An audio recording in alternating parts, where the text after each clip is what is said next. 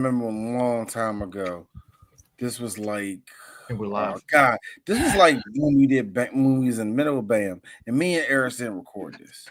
I will never forget this. Me and Eris I'm sitting there, we're just talking, and we gave our ideas of where the Chipmunks are, and we knew this is when the last CGI Chipmunks movie came out, right? Yeah. Shut up, we're gonna ignore. Ding. Anyway, so then Continue your story. No, I can't. You flipped the pen. Anyway, I never forget. Me and Eris was talking about where we thought the Chipmunks were. And this is when I say where the Chipmunks were, I'm talking about the Chipmunks specifically from the 80s one, because at that point they would have been in their late 30s, and me and Eris was having a good old time saying where they at and all. It feels like a Robot Chicken sketch, by the way. It did turn into a Robot Chicken sketch because we went all the way behind the music with it, and like the only one that actually came out good was Eleanor or some bullshit like that. But like Theodore stayed in the music business, but just on some real shit. He got a lot of baby mamas he's not paying. And like Simon, he stopped talking to somebody. Jeanette had an overdose. Brittany keeps getting married to different niggas for no reason. Alvin totally crashed out. So we was just having a good old time talking about that shit. But that's the last time me and Eris ever talked about having the Chipmunks. And then out of nowhere, I don't know what zapped me. But I told myself, hey, I remember there was something that happened in the 80s with the Chipmunks. No, not the TV show. No, not the two different iterations. People who are old enough to know when Alvin and Chipmunks came on TV. There were two different ones where the animation was like shitty. There was and the then Rankin animation Bass. was good. There was Rankin Bass era Alvin and the Chipmunks. That's what everybody knows. That was like some 1950s shit.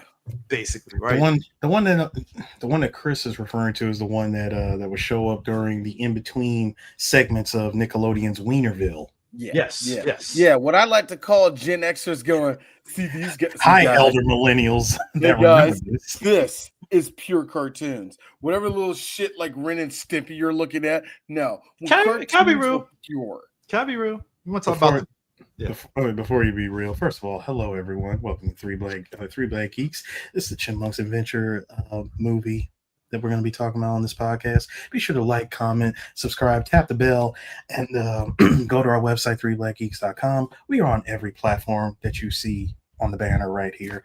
So yeah, y'all do that. Sit back and enjoy. CHIPMUNK. They're the Chipmunks. Alvin, Simon, Theodore. Do. Can that be real? Like there was I think people don't realize, like we talk about SpongeBob and how it took over the world and stuff and still is, right? It's like there's a theme on this podcast clearly with the animation stuff that we've been talking about. Elder millennials, we were around during that weird period of like we're still getting the Hanna-Barbera tail end of it, but it's still going Hanna-Barbera. Yeah. And then you get like the Warner Brothers stuff, which was still kicking and it was dope as hell.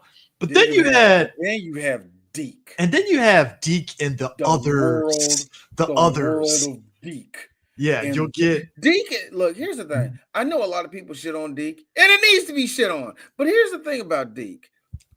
It fed a lot of us. It fed a whole lot of us. Say what you will, but Inspector Gadget is my nigga. Say what you will. No, don't say that. I don't like Heathcliff. Dennis the Menace. I used to watch that all the time. You know what I'm saying? Dennis the Menace. You know what's funny? Going off the last episode where we talked about Walter Matthau out of nowhere, and then we started talking about that live action Dennis the Menace movie. That's what I mean about the other cartoons. Dennis the Menace had a cartoon. We all three of us can say Heathcliff was the shit. No.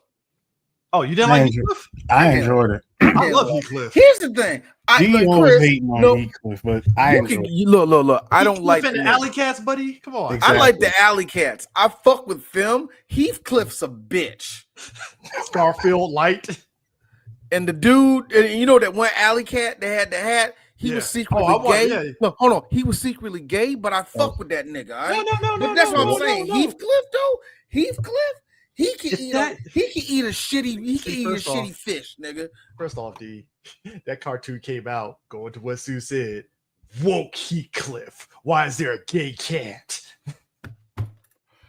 I know what Why is he on rollerblades? I know what y'all. See, that's the reason what. No, that dude's the gay one. The one on rollerblades with the headband, with the headphones. He was the With gay the one. headband. He was the gay one. All right, not the cool one that was. Not the cool one that was trying to give that one alley cat VD. Nah, nah, the one with the roller skates. You right. And then right. off camera, there was strung out alley cat who was part of the alley cat. But got strung out. You wrong for talking about the one with the headband because he was the brown one. Yes, he was.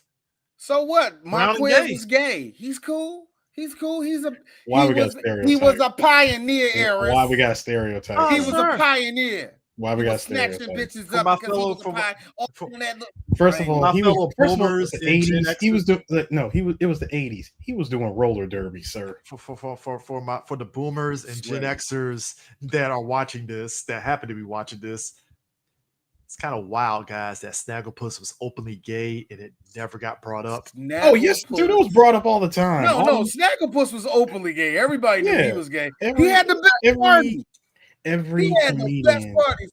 Everybody, like, come no, with everybody- somebody else even. like, first of Come all, and me even. DJ, first of all, every comedian on Def Comedy Jam that's ever talked about that character has always made it very obvious that Eric, say your favorite line from The Simpsons about your boy who was clearly gay too. Was it that was Family Guy. No, we speak to Huckleberry Hound. Yeah, Huckleberry Hound. Yeah. And I couldn't tell anybody. I could have sworn Family Guy did that joke. That was behind the laughter. That was behind the laughter. Behind the laughter. Oh, Huckleberry Hound. I was so gay, but I couldn't tell anyone.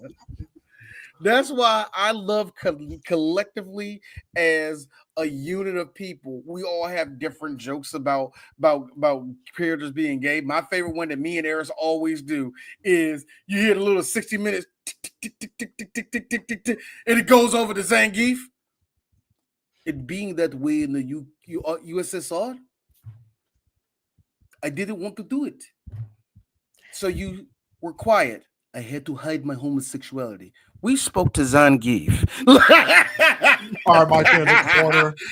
Mike in the corner trying not to laugh. No. This is a touching one. He look, think about it, Chris. He finally came out in 2000.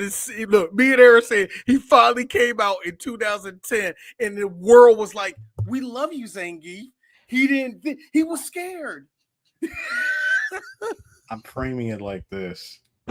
Behind him in the interview, his boots and underwear are framed. Hold up. World Warrior Tournament circa 1991. Gorbachev in the background. No. People, listen. You heard what Eric said. Do you understand the flex that is just to have that, right? And you got Gorbachev with the thing on his head and everything with a thumbs up. Shaking hands. Hold on, Eric. Picture him and Tina Turner, and that's where. And look. And during the interview, her music made me feel free. And that's why I love Tina Turner so much. She helped me get inside. Like, oh my God, Zangief's crying. No. But his real crowning achievement, and then we'll go back to the Chipmunks. It's a picture with him. It's a picture of Zangief with the creator of Tetris. You want the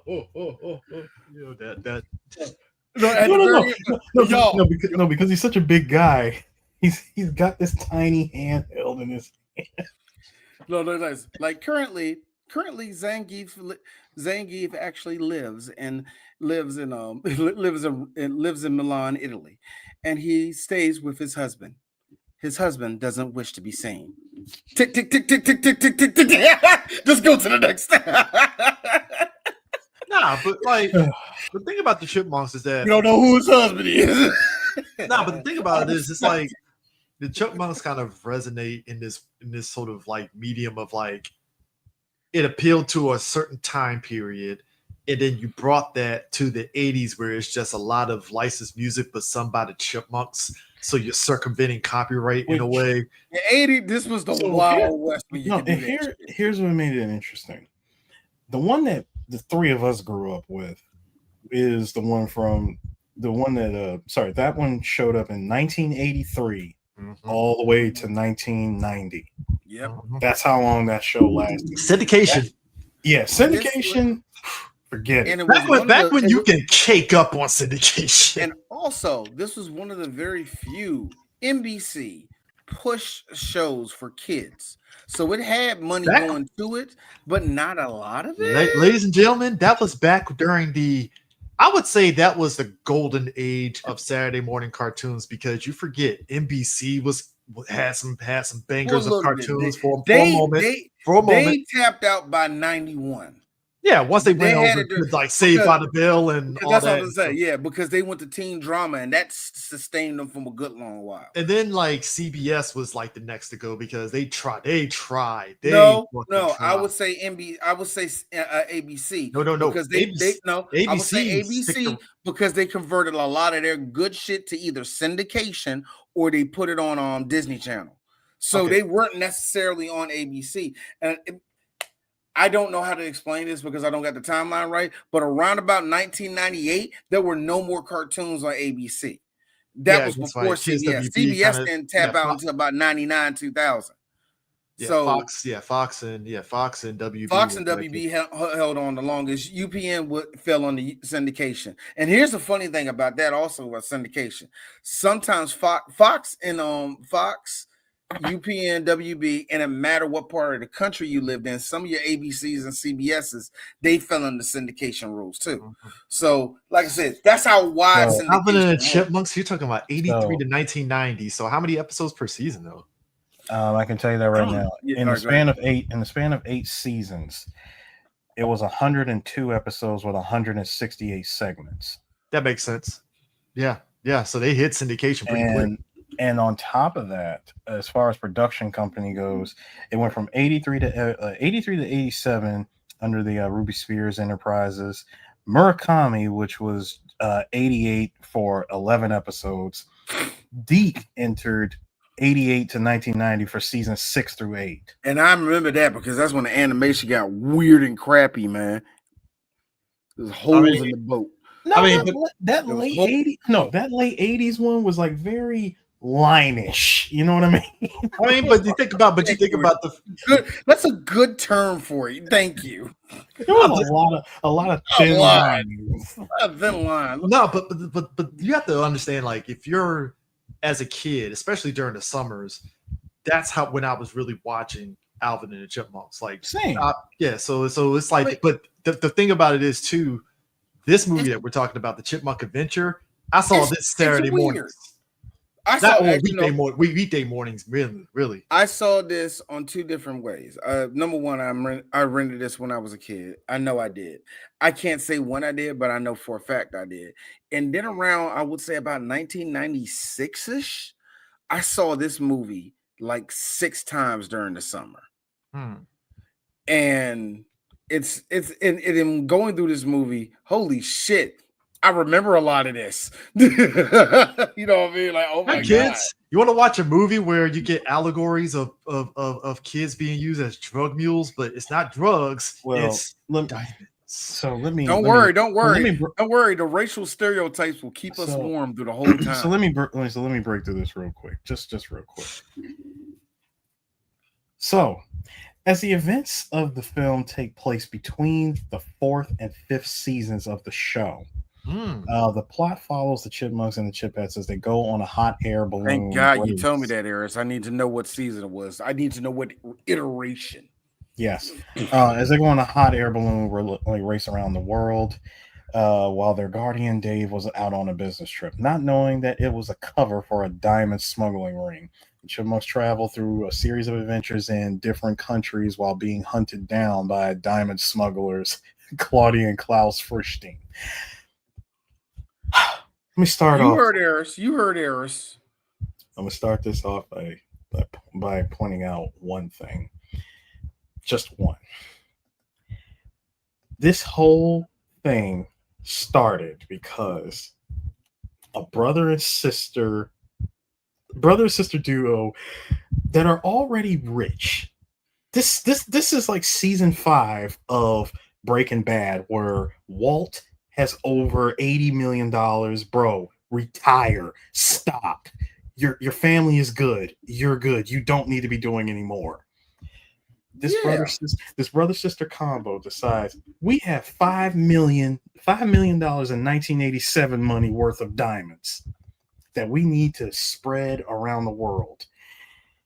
We gotta do this. The only problem is that they were trying to figure out how they could get these diamonds delivered. Who could we get as mules to do this? They got the Chipmunks. A Faye Dunaway looking woman. I was gonna say Sharon Stone, but go ahead. No. Faye Dunaway. You mean Jagged Stones? You mean Faye Thrower Away? You mean like nigga? What are y'all talking Can I say about, that? I was saying, no. Hang on. I was saying Casino in 1980. Sharon Stone. Is she Smiles aged, and Bimbo? If she aged another 10 years, what are you talking about? Smiles was grins and Bimbo, I guess. I don't know. I say that is Smiles and Third Reich. They're both German. What are you talking about? No, go back to that picture. That is Smiles and Auschwitz. Her brother is so gay. So gay. No, he's European. So gay. He's European.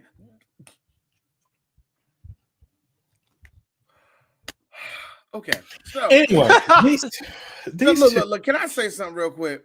Go ahead, D. This movie don't deserve this animation. It really did. But hold on. Look. If you think about it, but hold on. This movie doesn't deserve this type of animation. This hand-drawn, smooth animation. You know the animation team. What I love so much about Chris, it goes from that to complete shit in a heartbeat all through this movie. But here's the thing: the animators behind this, get this. There's something of a was it the time split, whatever it is, the Black Cauldron. Yeah, it was the failure that was. It birthed some animators that actually ended up going to other studios and getting success because the animators Black Cauldron animators. The Black Cauldron animators, who was what Ross wanted to pick up to have this, to have this movie done. The center in that movie was a failure. Now here's where it got interesting. And oh God, D, you bring this up by the way.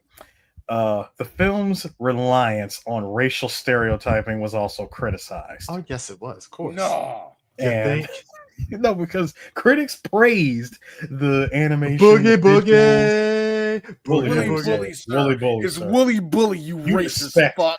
You respect that 1964 breakout hit, okay? Yeah. Anyway, that song that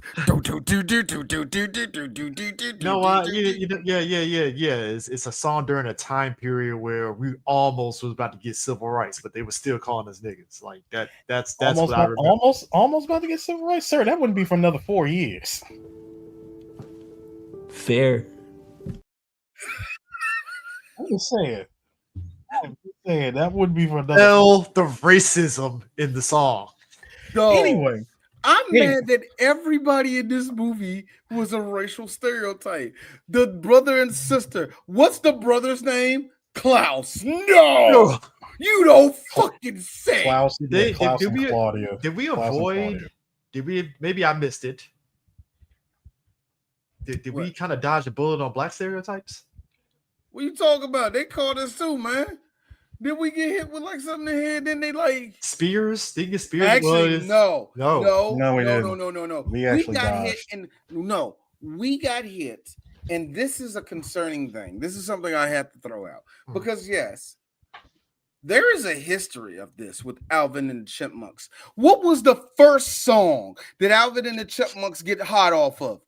Witch Doctor. I told the witch doctor. Ting ting, while I would have bang bang. That's funny. I bet he had a bone through his nose, right? He probably Red did. ass lips. Ooh, ooh, ooh, ooh. I bet he looked like that, didn't he? He probably did. It was a song of that time. Yeah. Even in the cartoon that we watch, Woo. not a lot of it, but it's the 80s. Hold on. It's the 80s. And that's something I noticed. So was the 80s nothing but stereotypes? Think about it. WWF got popular, and what it was, stereotypes. Papa Shango. Look at motherfucking movies at the time. Everybody was a weird type of stereotype. There was the loser, there was the jock, there was the shy girl. You know what I mean? Everybody. No, we're not doing Lucas. Falling into tropes. We are not. We are not doing Lucas. That's a sad ass movie. I just don't understand it. Did everybody just become a stereotype in the 80s? Is that what happened? Well, because if that was the way to survive, I respect it. And also movies with problematic sex scenes between an older guy and a young woman, and vice versa, and comedy, right? That's all right. D's gonna say this for 2.5 seconds. If we are supposed to take these chipmunks being like people and shit because we gave them hats and clothes and covering their shame. If we're going to do all that, these are children, we would say, right? Yes, they were children. Yeah, very much. You know the Chipettes. They were in their underwear a lot in this movie. That is all D is going to say, and I'm walking away. It wasn't exactly Agent Ike level of panty shot. Oh no, it's not. But Eleanor, no, it's not. But Eleanor, for the love, very Ele- clear, like, it ain't. But Eleanor, for the love of God, you're doing a race around the world. Did you need to bring the skirt? Did you need to have the skirt over and y'all hanging out? Didn't the origins in the cartoon and the live action have them naked? Yes, they were. Clothes on. So we're not going to talk about that, okay? We're not going to talk about that. But I'm just saying, even the cartoon, there was the origins. It was the origin. It was also the reunion special when we finally get to see Chipmunk's mother, which I think they had a mom. Yeah, it wasn't Miss Garrett. Girls. I need you to stop. Her name is Miss Miller, you motherfucker. She was played by Dottie Goodman, you motherfucker. I mean it. Miss Miller is a goddamn gem in this movie, because this movie, with all the fucking stereotypes that I laughed at, I wasn't supposed to laugh at, Miss Miller gave me the best thing in the movie. What you talking about, Dave? Alvin is here. No, she hit the curve and hit that sign going to the motherfucking airport, and I lost it. I was like, oh my God, that was the first genuine laugh. Hour 14 into the movie. First of all, sir, this movie was only an hour and 11 minutes. 79 minutes. Was it 70 minutes? 79 minutes? It was mercifully long, quick. I forgot how short this movie was. This movie is very short. Because I'm watching the movie. Next thing you know, they're rolling down the slide. Oh, this is the. Because the one scene though that I remember was the girls of rock and roll. That little part. We had like rock and roll and that shit, right? And the boys were singing all that shit. That's all. Bangers. All right. Look, first off, hey guys. Hey, boys, stop that. Send for the man. Second, but no, for real. That's when the animation got good and simultaneously shitty at the same time. It was awesome. It was actually a pretty cool scene. How is it that the girls got more 80s attire than Alvin in the theater with Simon? Oh, the women got more dripped than them. I will have to say that was always the case. That was always they got the best design. That was always the case for them because they came out during this time. Remember, I mean, it's the leg warmers. the whole idea of the whole leg warmer thing. I mean, come on, they're pretty much based off of a handful of Cyndi Lauper and Madonna songs. Okay, but I just wanted to run through this origin and development story. Let's go. So after the success of the animated series on NBC, several studios were interested in financing the movie based on the show, and the idea originated while Rossbag and Janice Carmen built successful doghouses. Although Janice disliked the idea of creating and financing the movie themselves, they shortly found the film's director.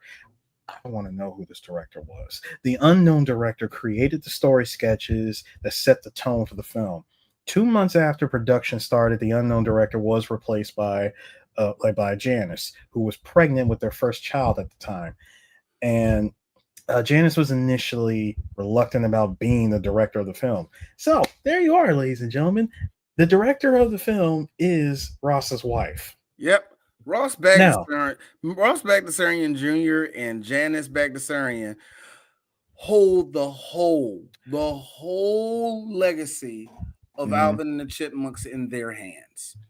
So here now going into the animation, because since we've been talking about it, Yeah. the box office failure of Disney's Black Cauldron in '85, which led to the layoff of a number of Walt Disney Productions animators, such as Glenn Clean, Dan Haskett, and Dave Perscama, whom Ross promptly, with the quickness, hired them to work on this film.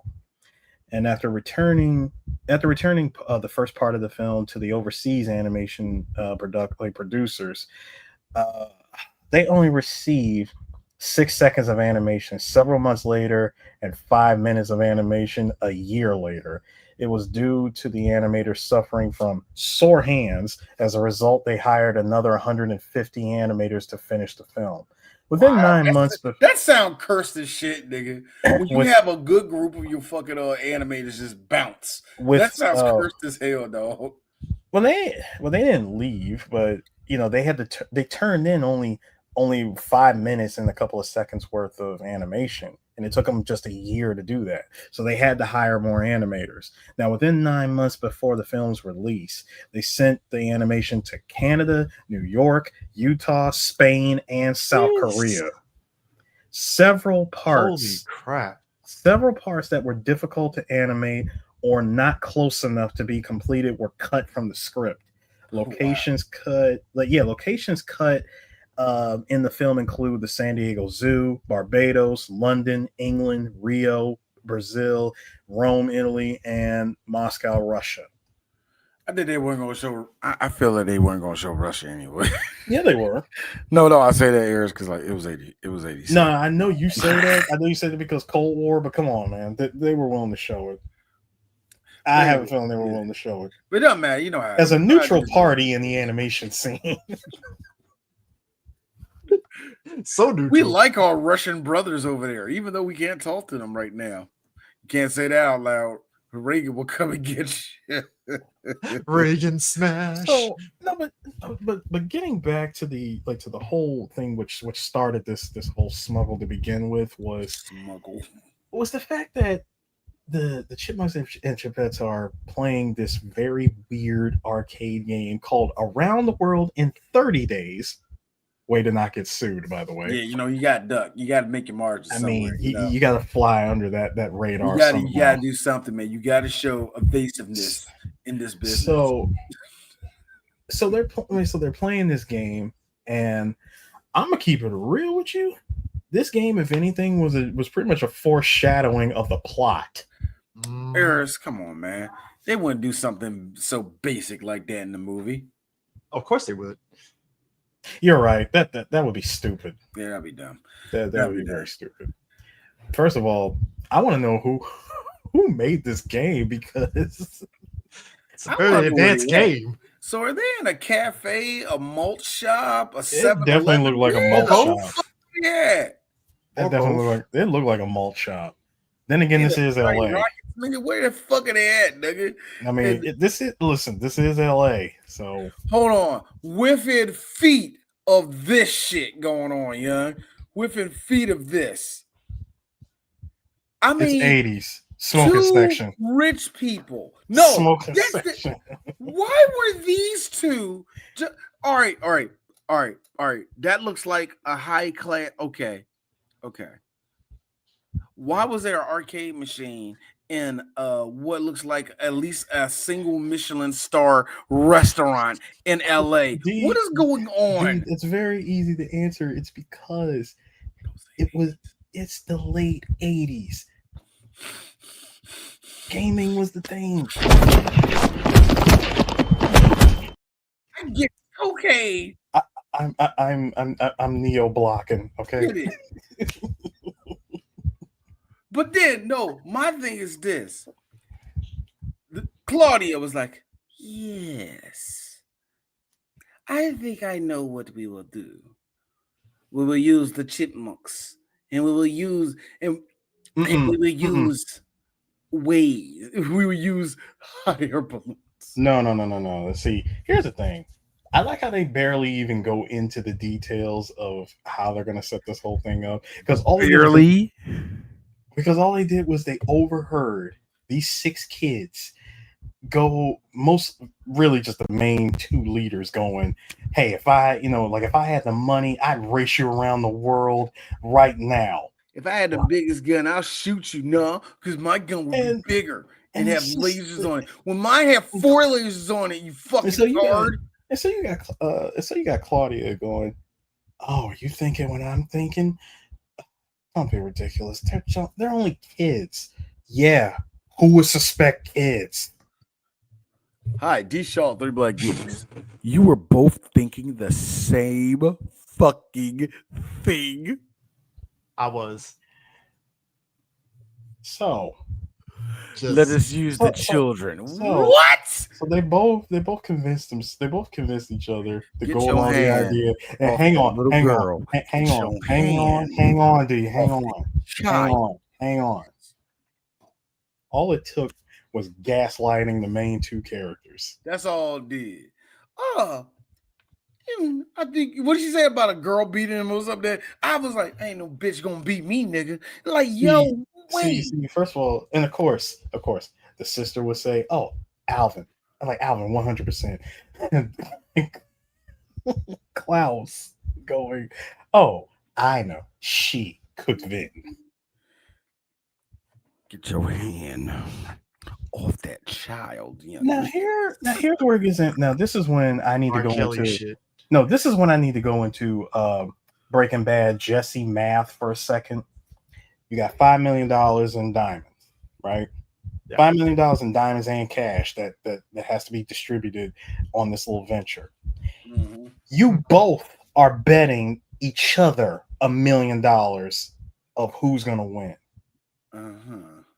And whoever wins the race is only getting $100,000.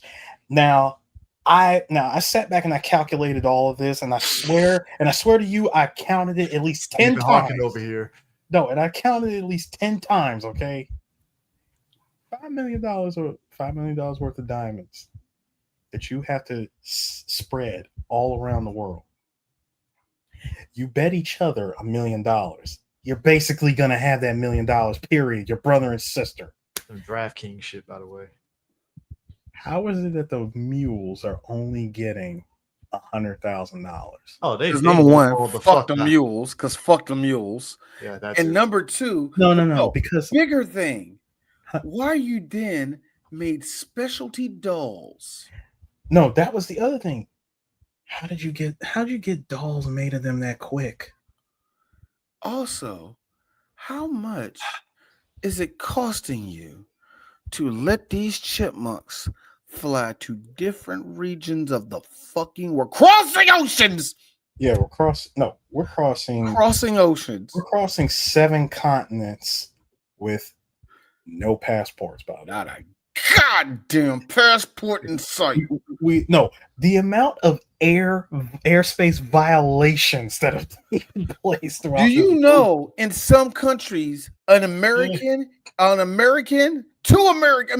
flying in on hot air balloon is an international incident that will have to involve the fucking embassies. Guys, you're missing the one. No, we're not. No, you're missing one thing though. Apparently, balloons can hit planes and it doesn't fuck up the plane's trajectory. In other words, 3 Black Geeks is... What was the reason? What was the reason? I just explained the reason. What was the reason, bitch? I don't. Now, also, we could say this is pre 9/11, so anything can go. That being said, Dude, this was pre super. this was This van. This was shotgun on the TWA flight. Type of shit. No. I'm sorry, Chris, understand. You can't even say pre 9/11. I can't even say pre 9/11 anymore. I have to say this is pre van basement explosion. I want people to understand. No, Chris, we were a proper nation.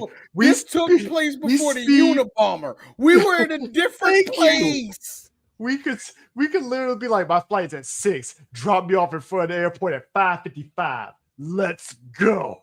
You can get there. Hop just. My point, gentlemen, is that this plan should never have worked. They went around the world. They went to Antarctica. No, they detoured to Antarctica. I was going to say it was a detour. Thank you. That was a detour. That was a side quest. They went off course. Hold on. Oh, no. Stop that. Shut the fuck up, both of you. That was a side mission. Hold on. Shut the fuck up, you, Chris, Eris, and me. All of us shut the fuck up. How did they do any of this without navigation? Well, see, they got there wasn't a no. There wasn't a compass on there. Both parties have the smartest people in the room. So why? They are literal 10-year-olds in freaking air balloons by themselves. Where did they get the butane? Where did they get the butane for the fire? No, just going where God takes them. Okay. Just where the wind takes you. Just where the power of the wind takes you. Hold on. Hey, y'all, you know the picture I showed in the beginning? These girls survived the hurricane. This hurricane, by the way, the hurricane that happened was like literally moments after they got off the ground. I would say when the smart one is telling you, whatever you do, don't take the easterly route, please. There's a hurricane coming from that direction. I need people to understand something here with the dynamics of both chipmunk groups. They're hitting the stereotypes to what D said. You got the heartthrob of the group. Then you got the let's keep it real. I love you, Alvin. I actually do like Alvin, but let's keep it real, Alvin. You're Zach off of Saved by the Bell. Yeah. Mm-hmm. You're an idiot. Yeah. You're actually fucking stupid. Yeah. So I'm Wacky sorry. hijinks. I like Alvin. So no, but also you got the smart ones on both ends, big glasses and guys. Simon and Jeanette. Jeanette, to be really honest with you, she's actually the leader of the Chipettes. She's the best singer. She's low-key Beyonce, I guess. I don't know. And thank you, Darius. Yes, if made today, both of them balloons when they got shot down while they're singing Gangnam Style. Especially when they would have hit Yemen, Qatar, Jordan, they would have got there. Oh, guys! If they went to those places, we would get stereotype. Hey, money. No, Eris. No, fuck that. Pull the e-brake. Osama bin Laden in a number. It was crazy. No, Eric. No, real quick. Pull the e-brake. If they would have floated into the USSR, we would never see them again. No, that is the reason why I said they would have never showed the Russian joke, because for a fact, hang on, they would have never got out of that damn country. Here's the question. Where in Russia would they land? Moscow, like you said. Ukraine. Who's to say they had to go to Moscow?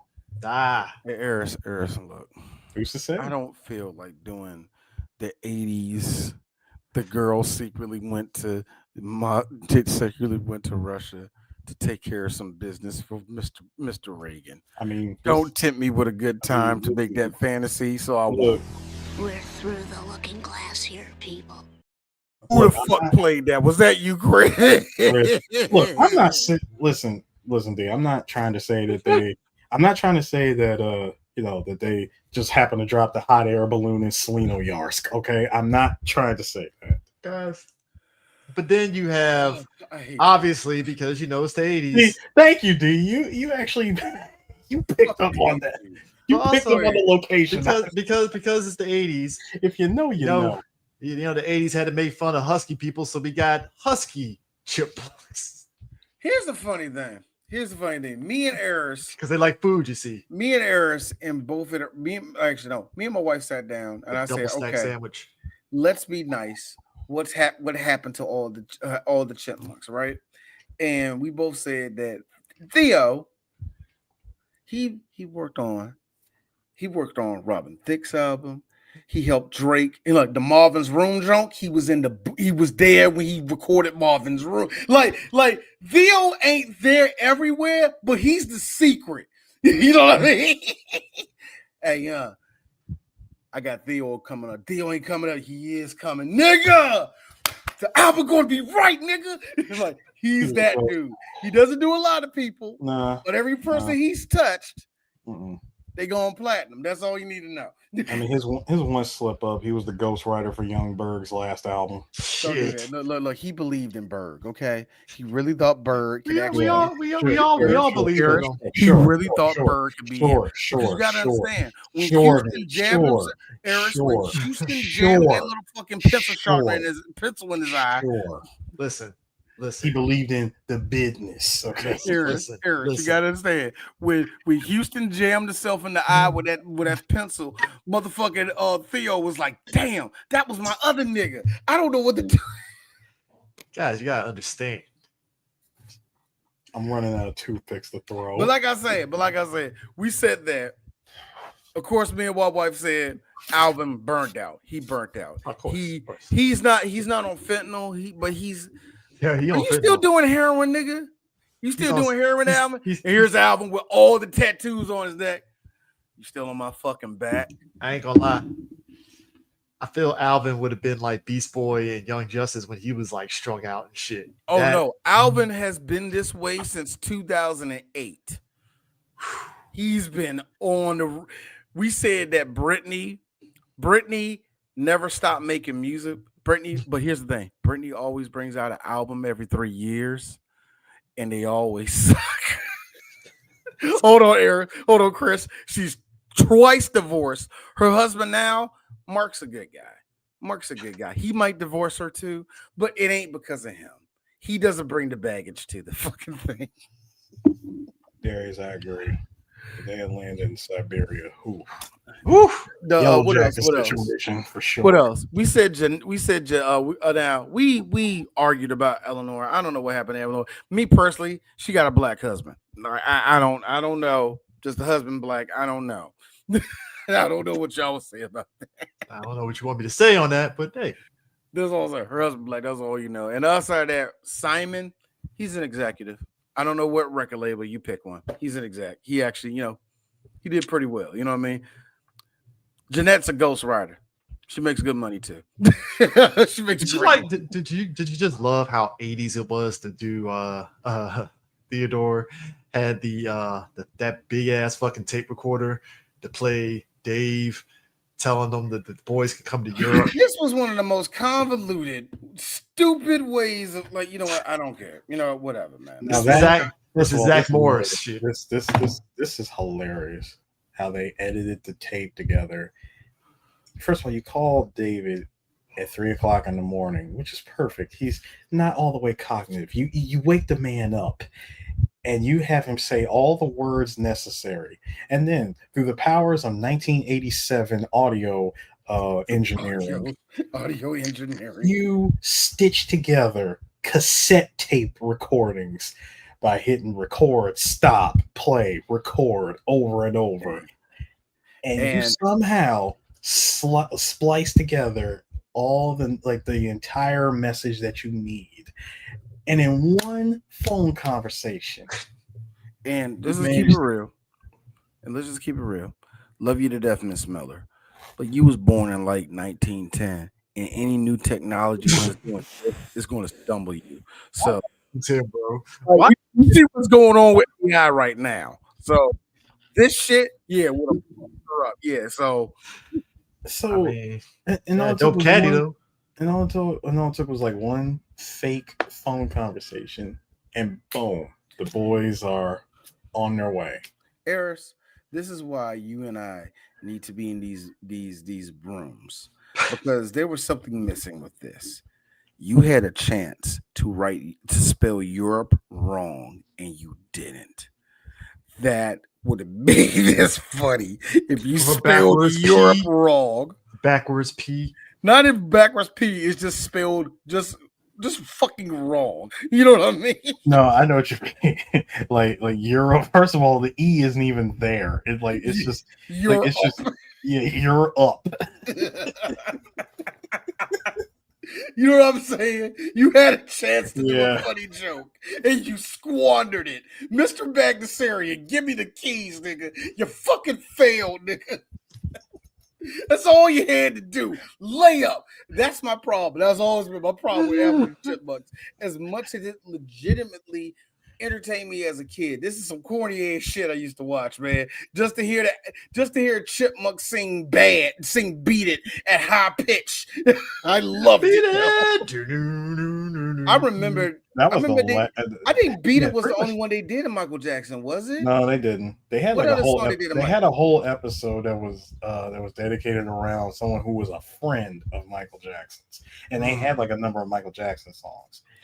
Now the Beat It one, that was the old animation because Yeah, I remember that one. We actually got to see Alvin and them rocking the Beat It jackets and everything. Yeah. They did do one MJ song because like, since the last one ended around like 89 or 90, I know they had to do at least one They bad did. era song. Well, I think didn't they do Bad too as well? Because I remember there was a season. Jesus Christ, core memory unlock. Yes, I core think they memory did unlock. do, man. There was They had to. so the last They two had to. so the last seasons, and that was going 80s going into the 90s.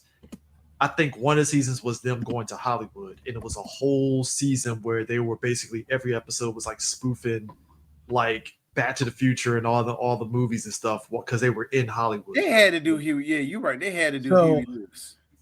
Okay, Who did do Huey Lewis? so Or are we remembering? hang on, Part of hang me on, thinks hang we're on, remembering hang it on, wrong, hang too. on. So, okay. So like the songs that I think they did use was both Working Day and Night and Beat It. Okay.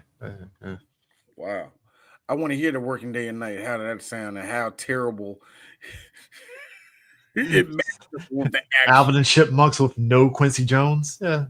Yeah, man, that is chicken with no salt and no garlic powder and no onion powder and no adobo and no extra anything to it. I mean, who's getting money to sing as the Chipmunks? I really want to know that because That's Ross Bagdasarian. That's him and his wife. That's him and his wife singing this shit.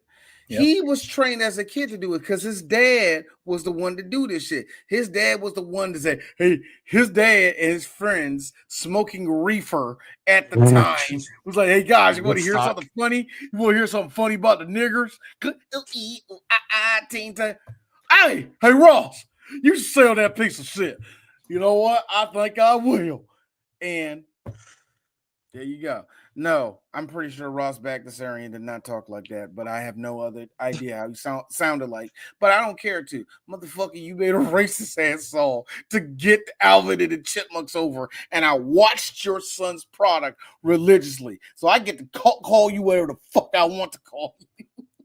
I do feel, you know what, something that's dawned on me too, when we talk about like the plot of this movie, right? So somebody from the Chicago Tribune basically said that essentially, they love the movie because of like the villains of the movie and how that is the thing that caters to the adults that gotta take their kids to see this movie.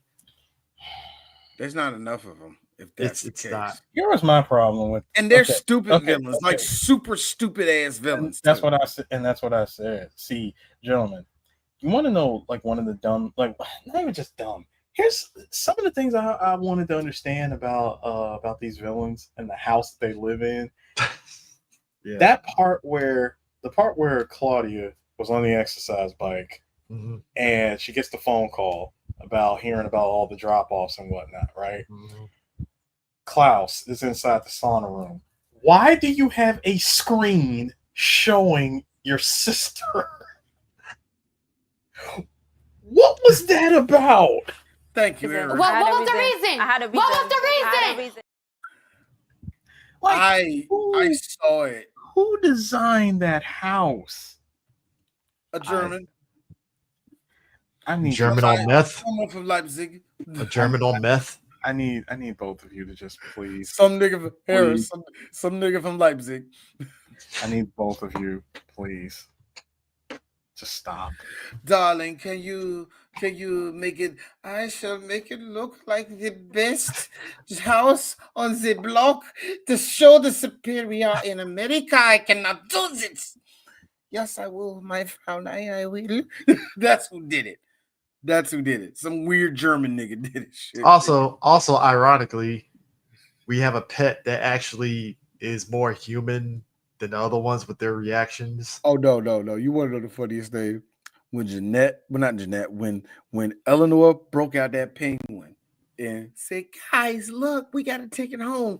My wife had this look like, you're a chipmunk talking to the penguin like it needs to be the net. Like, you gotta think about it, y'all. This is like Caesar and Planet of the Apes when he's actually talking. Chris, yes, this is on the level of, because white people think they deep. I know what you did. That's why I don't like Planet of the Apes. That's what he did. Well, you don't like it. That's when a black man tries to reconnect with his people, and he can't reconnect to them because he's been assimilated by the other world. You know, like that's what it would. That's what one of those things is. But the way they look, she was like, we got to go. We have to make a detour to I told you, Antarctica. A side quest. With no coats. Well, they got coats. No, they did. Yeah, they did. What? I mean, I don't care. They packed for every event. I forgot. I don't care. They just did it. By the way, real quick, I just gotta show you this. So when they was in Mexico, right? Brown people. Yeah, I know, right? I like this, right? So the girl was flirting with Theodore. That was cool, right? And then Simon was like dancing, and a girl hopped on him. This is the face he made when this woman tried to hop on him. This was a bleak. I caught this, and I couldn't stop laughing. What Charlie Brown are we looking at? I thought it was like an accident on animation. No, they meant for his eyes to do that. We saw that big Latino woman hop out that wagon and go, come over here. No. I like them small. No, you got that wrong, sir. The words that you're supposed to use is thick Latina. Habibi firebombing got a mistletoe. If them robbers come through, then I guarantee they give it a lifestyle huge. This basic bitch she.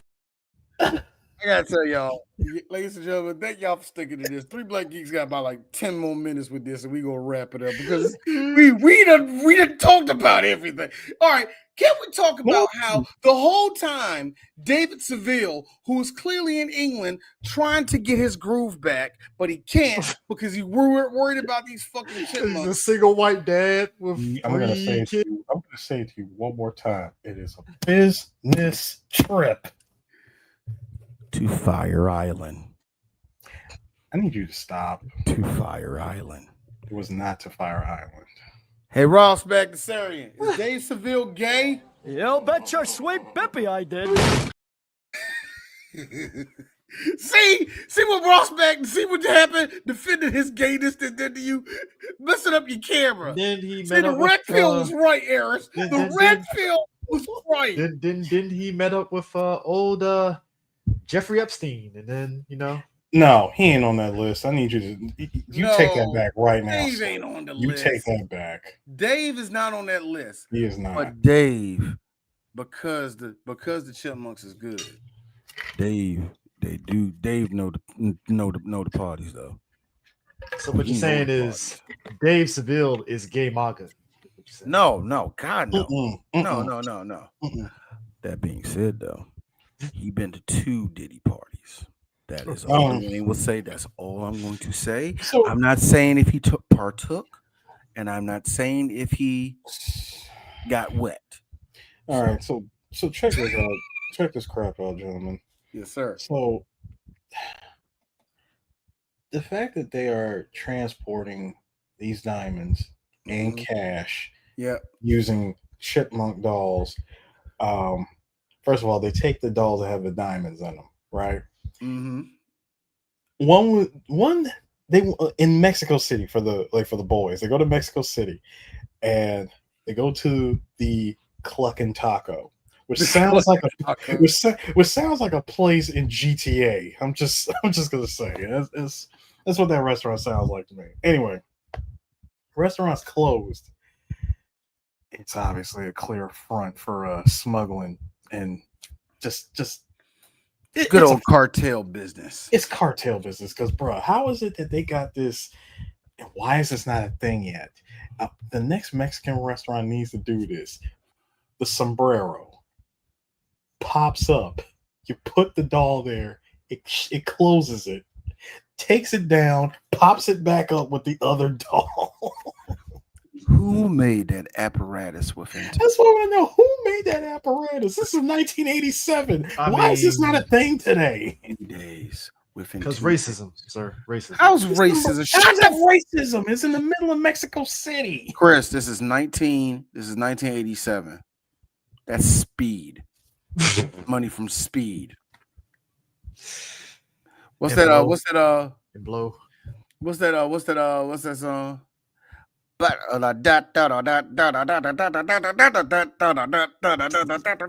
That's what that is. Cartel, nigga. That is season 1 of Narcos. Wow. That shit go. That song go, nigga. Like I said, season 1 of Narcos. Anyway, and we see that. Let's also not forget that the reason why that the kids are even involved in being mules in the first place is because the last time that the brother and sister duo tried to smuggle some gems, Jamal stopped them midway. Now the way that they show this guy off, you would think that he's like another drug runner who's in competition with them. And he brings in his 2 hired goons. You don't find out until the camera pans away from his office to show that, he's Interpol. So he has gold teeth. You see, this man has been running. So this man just had 2 random. No, that's the goons. Yeah, he had 2 random goons. Let's be real, special agents. These are special agents. Not carrying badges to say No stop badges. Interpol. But it makes you wonder why they were after them in the first place. This movie is because the only questions I and the have. And the only one to really the only 2, of course, being the smart ones, both Simon and Jeanette, they're the ones to say, hey, you know what? Y'all had any trouble along the way of doing these drop-offs? There was this guy. Brittany shuts her up, and then Simon says, hey, look, I don't know about y'all, but I got the feeling that we've been. Alvin shuts him up. I'm like, y'all really doing all this for 100 stacks? I get it. It's 1987. $100,000 is some money. Yeah. I mean, yeah, I know. No risk, no reward. I'm sorry, somebody had to say it. But again, I still got to go back to that Jesse math. It's like millions of dollars. The mules that did all the work. Give them 100 stacks. You're supposed to split 100 stacks amongst 3, by the way. Yeah. You want to know why? The oldest one in this picture is probably 11. That's why. There was a reason why they got children. Why the Chipmunks? I don't know, but they got children to do it.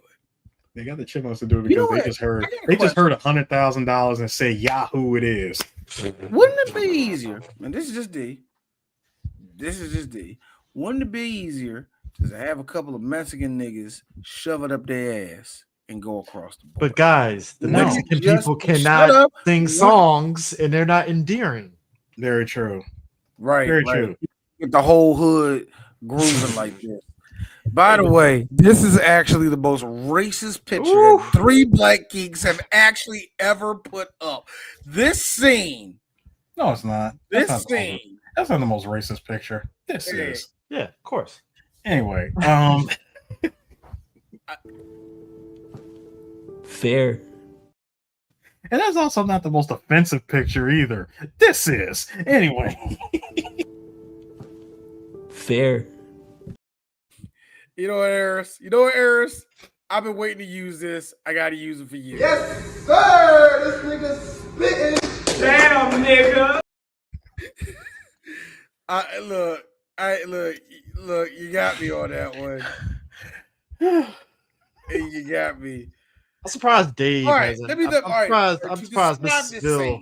Yeah. But to describe this scene, all I gotta say is two things. Number one, why?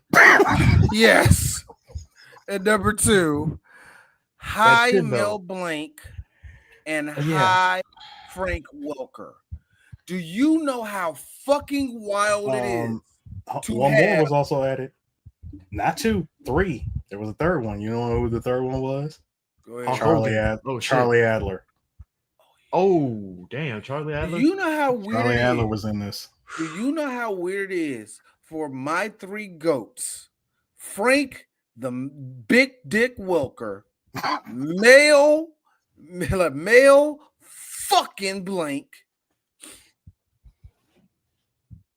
and motherfucking Charlie?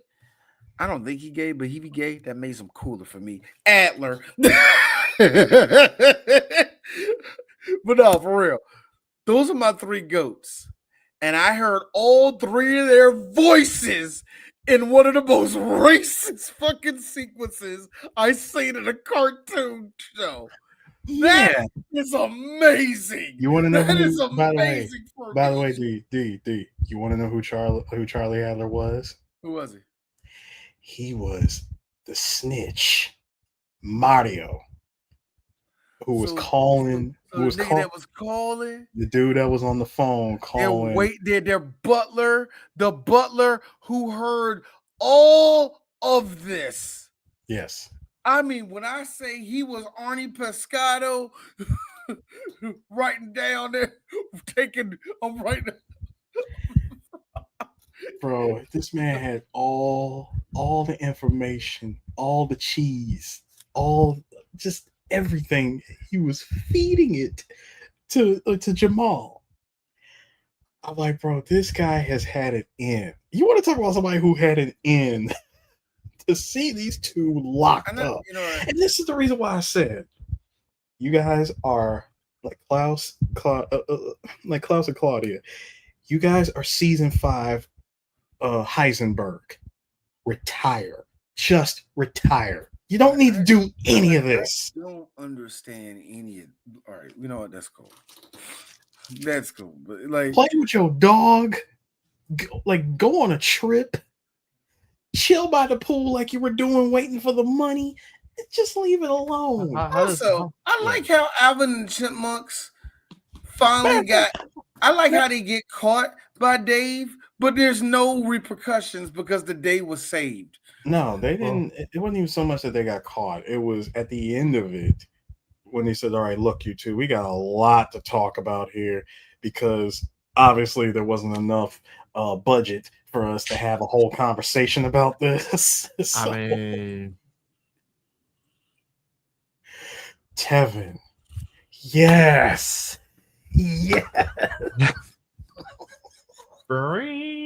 Fun story about that, Tevin.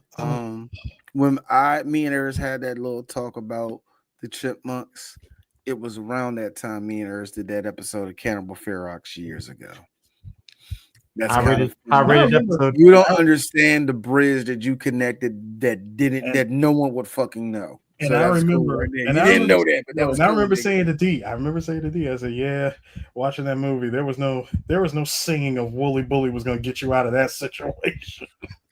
They're gonna put a hook through one of them little girls' boobs, and it's gonna be gruesome. I don't know. We can show this.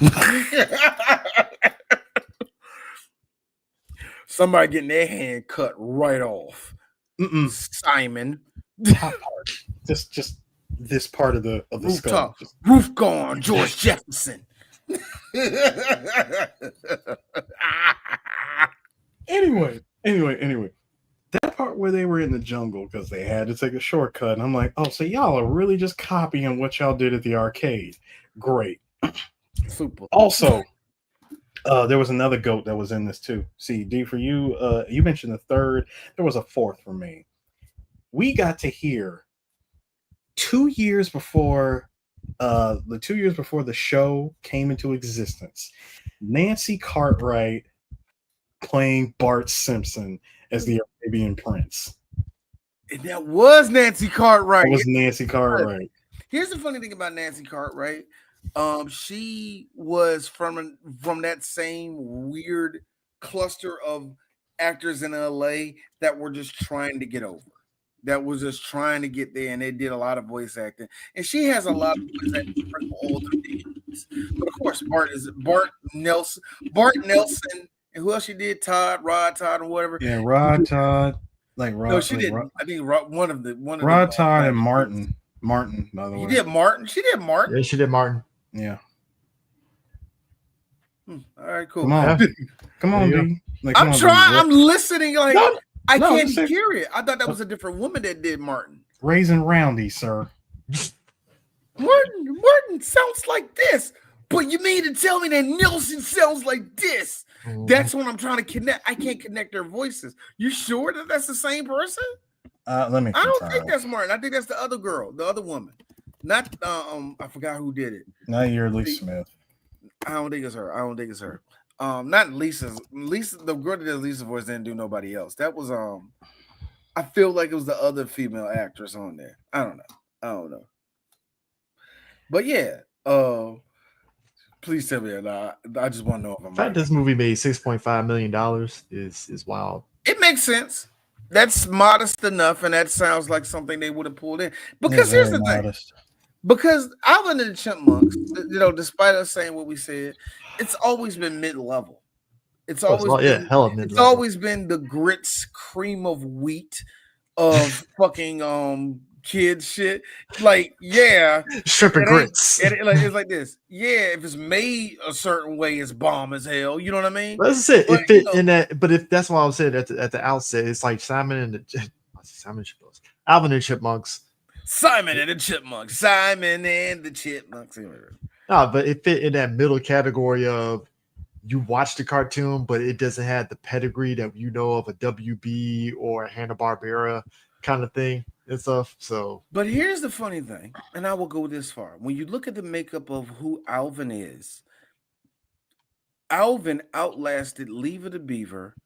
He outlasted Dennis the Menace. And he's like one of the last ones of I'm the kid that's a rebel. You know what I mean? I'm a little stinker. He's one of the last ones. Him and Bart Simpson were probably one of the last ones of that cut. Did they do a crossover with those two at one point? Maybe. Again, or am I the Mandela effect in that? No. You see the Chipmunks on the Simpsons, but that's what they were known. It's the Muskrats, or I forgot what not the Muskrats. I think they were the Muskrats or the. So no, this is not Alvin and Chipmunks. It's like something in the squirrels. So whatever. But yeah, that's probably what you remember. But this doesn't. But it does. But 6.8. Okay. Well, thanks for the correction, Super Smash. Yeah, but let's think about it this way, though. When Alvin and the Chipmunks came back in the 2000s, believe it or not, they had 3 movies. They made their money. These weren't lay down, just mid-level hits. No, kids love this. Yeah, so saying it's okay. It's because that you like and say what you look. And I know a bunch of Gen Z is like, nah, no, we didn't. Yes, y'all did. I was a parent of one of y'all niggas. Yes, a bunch of Gen Z has Alvin and the Chipmunks bled into their DNA because of those movies in the 2000s. Yeah, I was right. You was.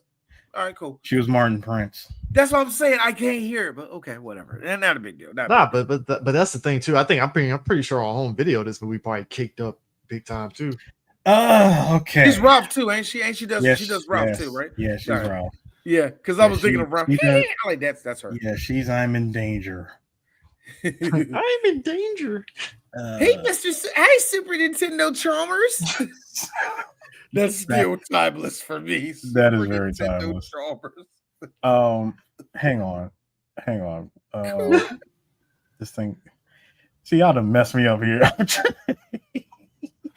Okay, couple things about the music in this movie. Can we say that for one, there was maybe 2 or 3 actual 80s songs, and everything else was just songs from the 60s? Yeah. I mean, the white Flying Around the World song. It, I know the Flying Around the World song was like her original song though. Like that had to be like a. Did Randy Newman make that one? No, because Randy did two songs. It wasn't Randy. It was not Randy Newman. It was Randy Edelman. Oh, not Randy Newman. I'm sorry. It is Randy Edelman. I'm sorry. I'm so sorry on that. I knew it was him. He had a couple of He has a bit of a resume on him. They didn't get no slouch for this shit. You know, and that's the one amazing thing about having the Chipmunks. There's a lack of budget, but these motherfuckers, when they put their money to something, they putting their money to some shit. And I give it that shit, yeah. Yes, shout out to Will Sasso, dude. You can't be saying Randy Newman because that fucking Will Sasso. That song that they did, the song that the Chipmunks did in Mexico City. Ay. That's a real song. Yeah, it is from 1941. This is some peak white people shit with the music choices here, buddy. Off the Speed of the World. That was an original song. Weekend in France, Italy, England, Amsterdam, Greece. I think that was Freaks of Jim Crow. Probably the most not so much, like heavy 80s ballad, but the My Mother song by the Chipettes. That was a lot. Look, I got to be real with you. There are songs, okay? There were songs for Appreciating Your Mother. Loving You Is Like Food for My Soul, the Soul Food joint. Tupac with Dear Mama. And then this. You know what also? Like this, number 1. Number 2, Mama. That's number 2. This was number 1. Yeah, that's the one. Yeah, that was the song I mentioned.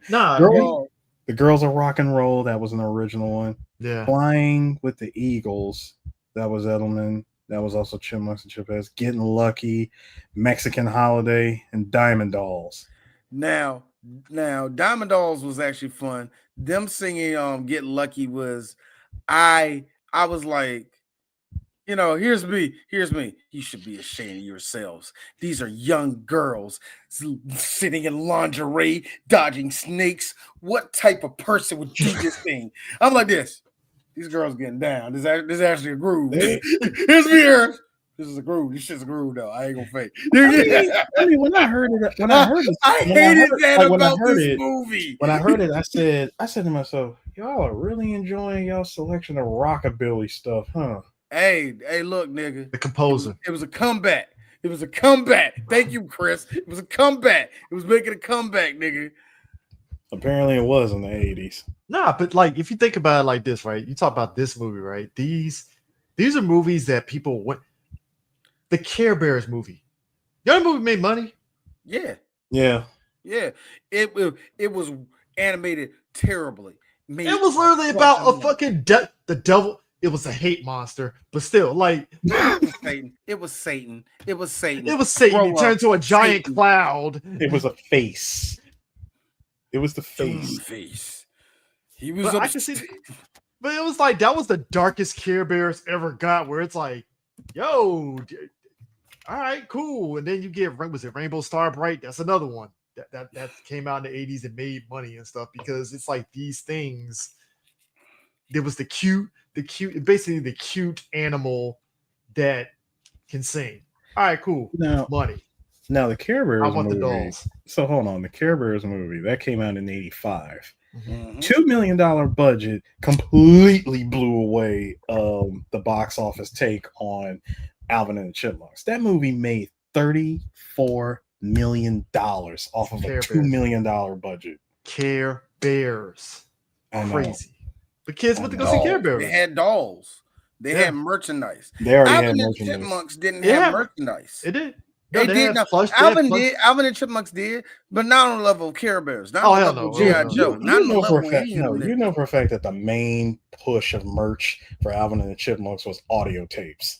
Like the Teddy Ruxpin, maybe an A-hat. Like the audio tapes, the hats, the records, of course, the vinyl records. But I'm saying the Teddy Ruxpin era of like the 80s and the talking dolls. That they probably had those. They had one. They probably did though. They probably had one for like at the time, as opposed to Care Bears being pumped and pushed out. And let's not forget about the Cabbage Patch. Cabbage Patch were real big at that time too, bro. But my thing was, remember that's the thing that makes our millennials. We're interested with that too. They tried to sell us everything and make them. They did.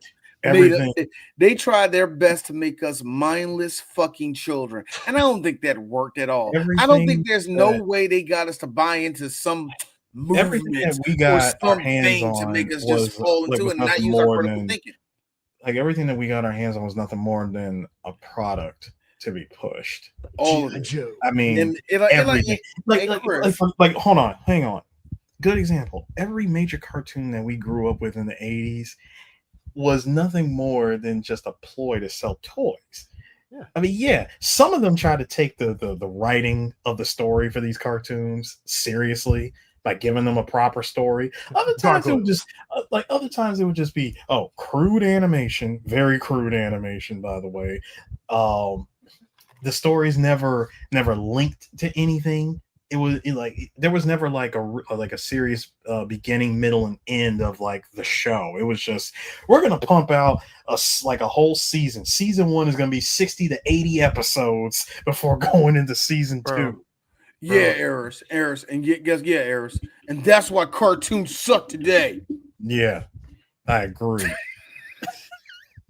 Look. That's the simple part, and that's Red Pill, the cartoon. For real, that makes me laugh when I hear.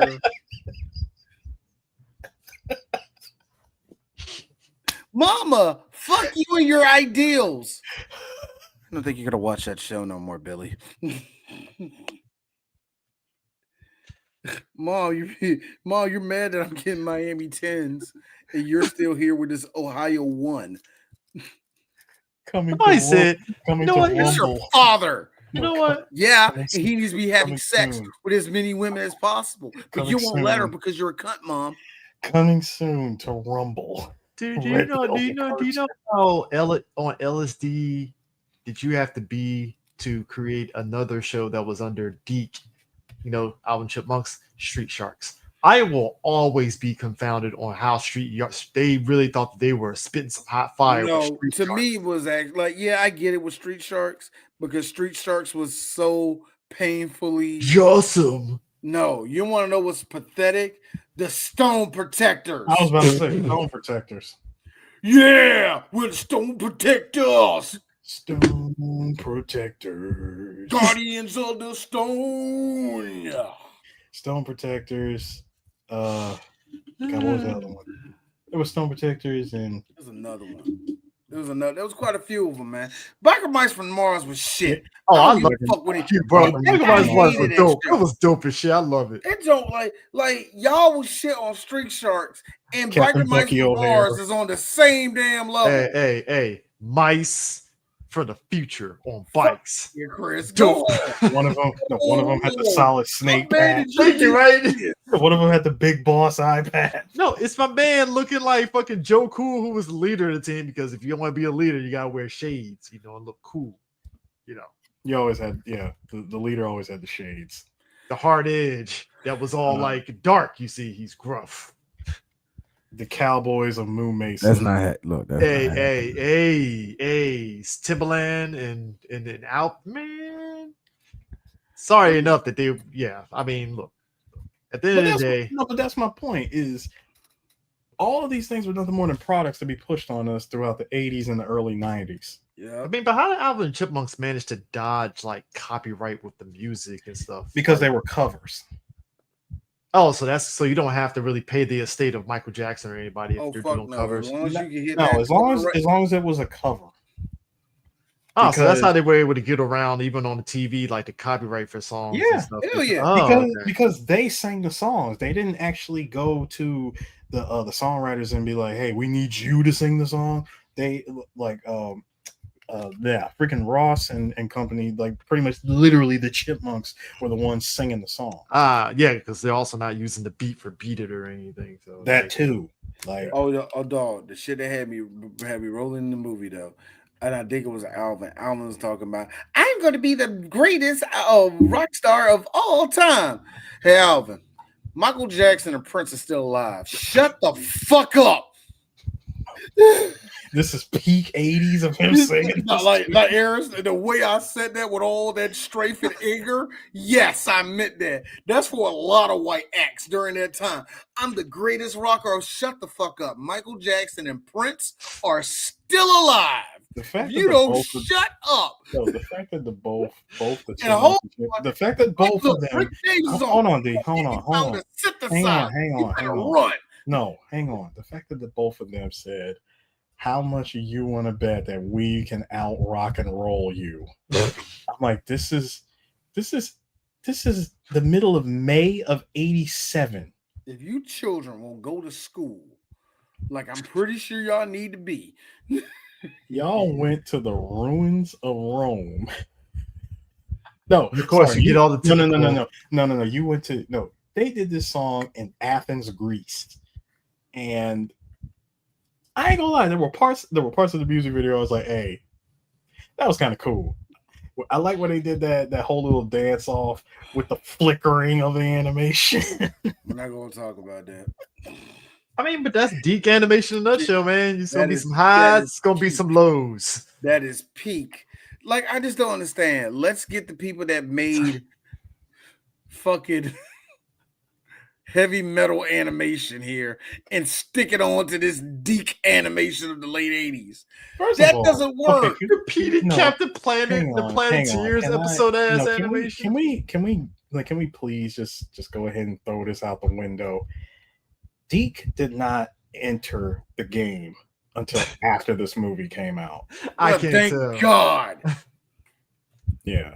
Because Loincloths, I'm supposed to be protected from whatever is there. I guess. This chipmunk penis, Chris. That's what's out there. Why do you question this? Why are you questioning this? His muck dick. That's what's there. First of all, this the fuck do you want? First of all, can we end this podcast? No. This was still at the tail end of the Ruby Spears Enterprise. Ruby Spears Enterprise was the production company behind this. So, as I said, before Deke came into the picture, this is still decent animation. Yeah, okay. Now, granted, yes, it did get rough. There was definitely parts where the animation in this movie was just rough. Talking about it's like somebody opened Windows Explorer. Remember that with 3 tabs? Oh shit! Remember when I told y'all about was it during the early stages of them putting the animation together, and they were only able to get 30 seconds or 10 seconds, and the other one being 5 minutes, and they had to stop because of sore hands. Yeah, some of them sore hand animations made it into this movie. I can't tell. Had the fucking glove from CVS and shit so they could finish up. I saw that. Look, some of the shit you see in there, like, man, there's a bunch of Vietnamese people that got beat because they made this scene look like shit. The fact, this movie is such God, it is such a full circle of itself, because the whole movie is literally about going around the world in a certain amount of time. This movie pretty much went all around the world to get made. I'm just imagining a scenario where a guy says, my head is hurting. All of a sudden, they dragging his family, putting guns in his head. The guy with the sore hands is looking at Ross Magna going, look what they did to my hand, man. Look what this movie did to my hand. So many South Korean animators on the ground. Crumple state. What happened? What did y'all do? We did this.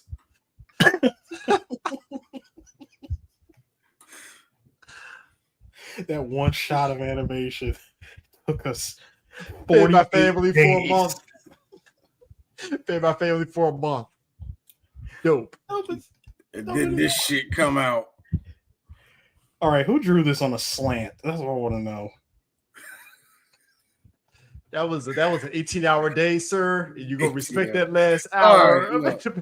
All right, y'all. Check this out. I'm glad we did this movie. Yeah. I'm done. Yeah. I'm done. At the end of the day, yes. Evil's punished. Diamond smugglers are packed up and hauled off to Interpol. Man, that was a roomy ass back of the fucking police car and shit. Like that it was. Very roomy. Very roomy.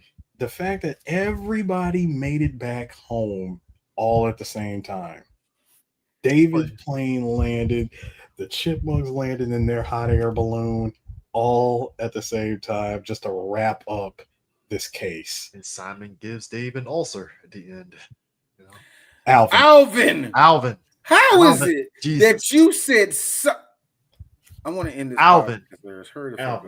I want to end the damn podcast. The nigga said Simon. What's our next movie? The nigga said Simon. My bad. What's our next movie? Hit the desk again, Chris. That's all we got. Do it.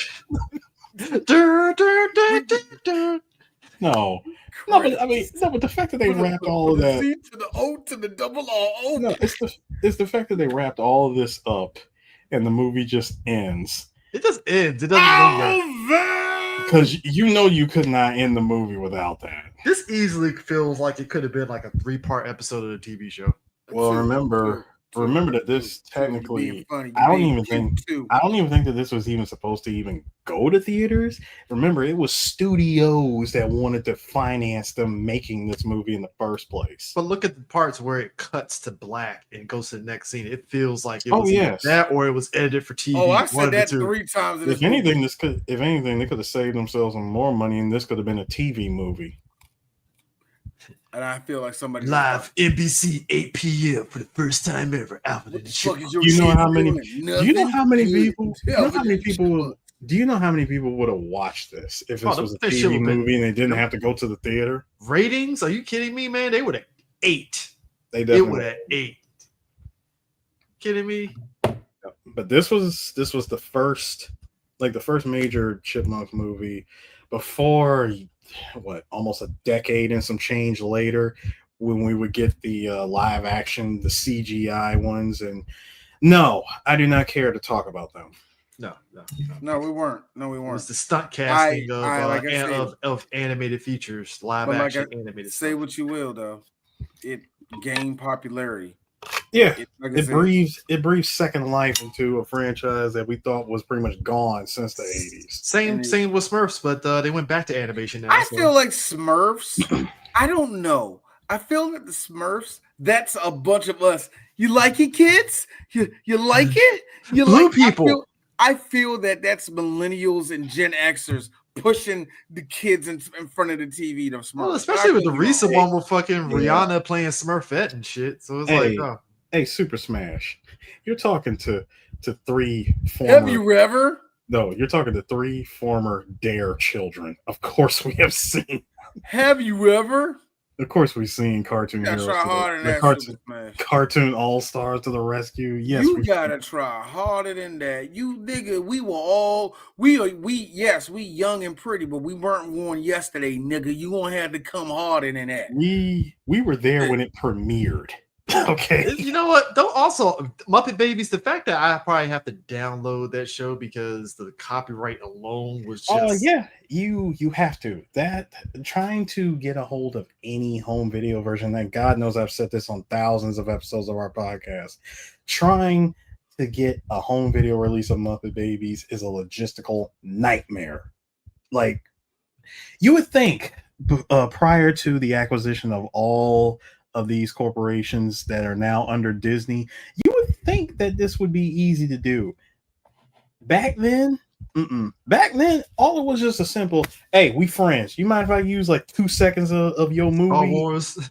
Like a Star Wars, boom. Hey, you mind if I use 2 seconds of your TV show for this? Everything was just a simple handshake. Now that everybody's products are worth millions to billions of dollars, done. And it's under the biggest evil corporation of all time. There's a Muppet Babies episode that's literally Star Wars Episode 4, New Hope. Dude, it was one episode of Muppet Babies that's all Nintendo. Yeah. I mean, it's animation was the Wild West. And there was one episode where, and I still say this, and D swears I'm making it up, but I'm telling you it's not a fever dream. One episode where Piggy believed she would be one of the Cosby kids, and they had her in blackface. Oh, I'm done. D thought I made it up when I told him. No, it ain't. No. Bottom line is this. Bottom line is this. The Alvin and Chipmunks is in the same iteration to me like Archie. It's a thing. Mm-hmm. And it's also a thing that has a higher chances of getting an actual home video release. Yeah.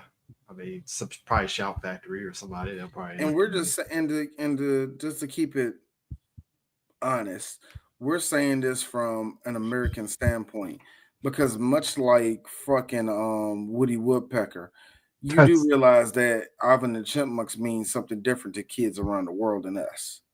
So it does. Yeah. In fact, it's popular in France too. So. In fact, it meant so much to us that that when this movie first came out on November of '87, they had the nerve, the gall to sell it for $80 on VHS. Somebody actually uploaded a Laserdisc version of it on YouTube. These niggas lost all their goddamn mind. But then they went for this film. But anyway. But then of course they reduced it when they re-released it on was it Warner Home Video, dropped it all the way back down to $20.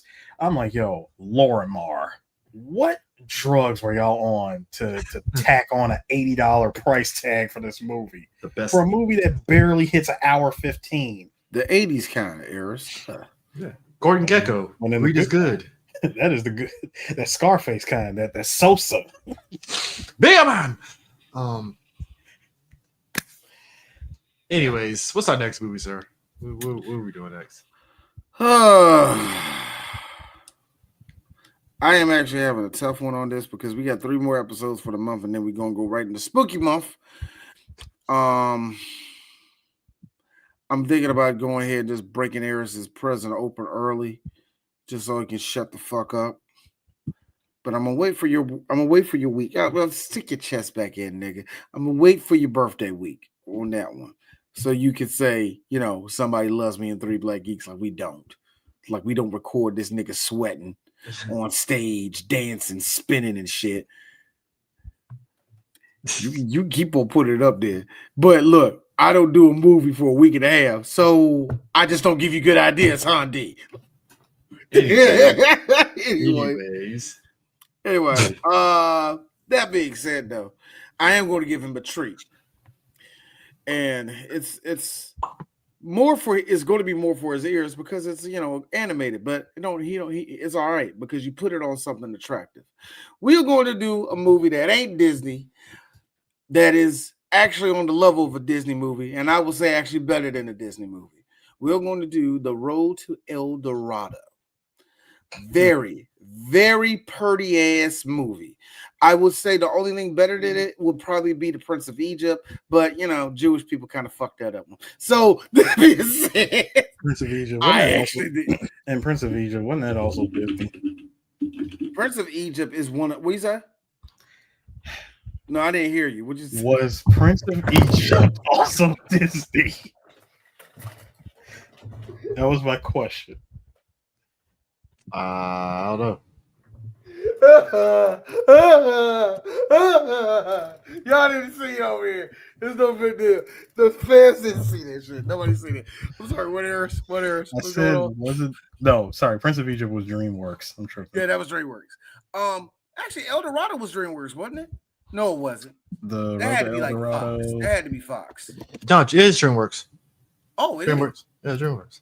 I mean, a movie with one Kevin Kline, I think a very underrated actor. Calvin Kline is not underrated. That was DreamWorks. He's not underrated. I think he's perfect where he's at.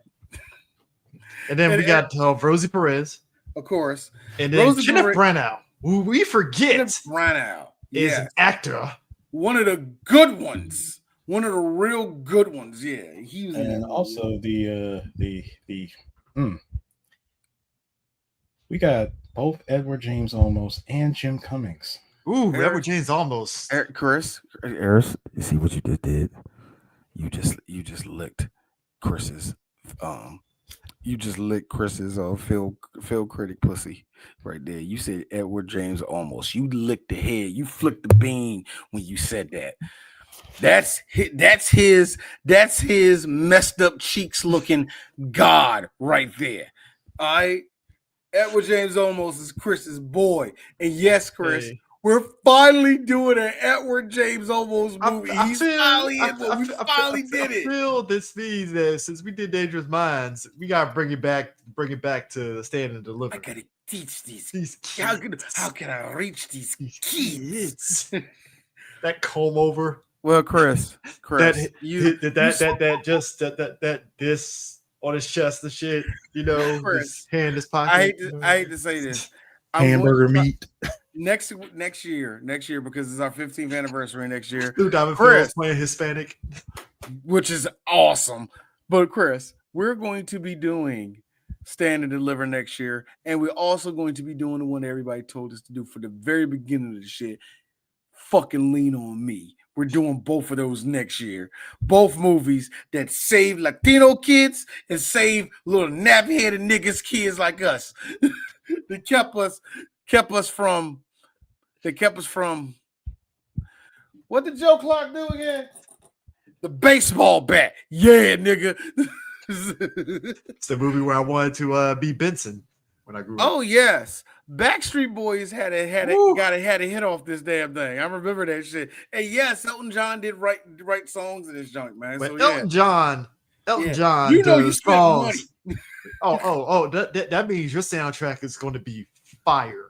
I'm gonna say this one time, nigga. No, the fuck we ain't. We already did Players Club. It's perfect because the Players Club that we just did was the redo that I already did. No, stop asking me that shit. Anyway, and also our boy Hans Zimmer. Zimmer had something to do with this movie. Mm-hmm. Fuck. Yep. See, D picked one, and now Eris gets to have an excuse to touch himself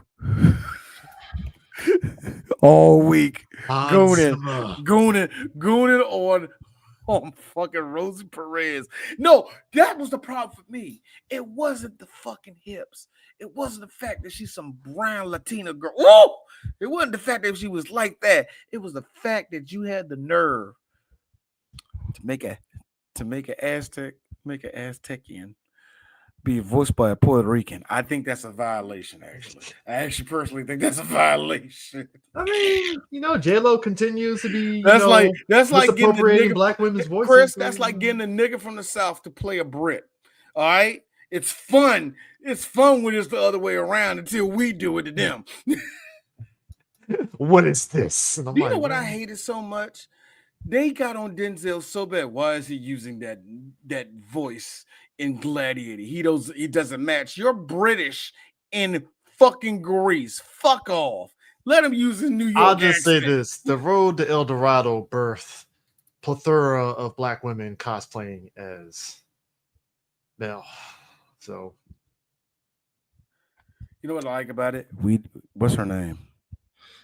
Mel. I don't know her name. Yeah, Mel. It's Mel? Yeah. Please got to be short for something. That's got to be short for something. That's got to be short. No, Shell. See? Shell. I know I said Mel. I'm going home. We're going home, bro. I was really about to hit Chris with the De Niro casino joint. Mel. Fucking Mel. Fucking Mel. Fucking Mel. You hear this schmuck? Fucking Mel over here. Oklahoma kid. Shell. This is Shane. Shane. Anyway, we out here, y'all. Peace out. Good.